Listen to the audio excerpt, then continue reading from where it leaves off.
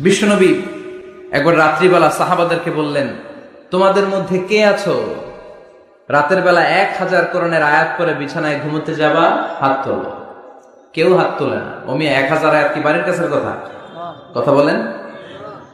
বিশ্বনবী বললেন, কে আছো তোমাদের মধ্যে রাত্রিবেলায় বিছানায় ঘুমোতে যাওয়ার আগে 1000 কোরআন কারীমের আয়াত তেলাওয়াত করে ঘুমাতে যাবা? দাঁড়াও। কোন সাহাবী দাঁড়ায় না।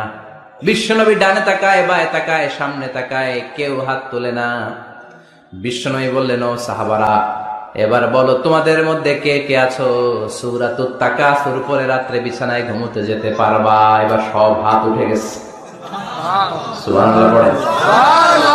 বিশ্বনবী বললেন, তোমাদের মধ্যে যদি কেউ রাত্রিবেলা একবার সূরাতুত তাকাসুর তেলাওয়াত করে বিছানায় ঘুমোতে যাও, আমল নামায় 1000 আয়াত তেলাওয়াতের সওয়াব দিয়ে দিবে কে?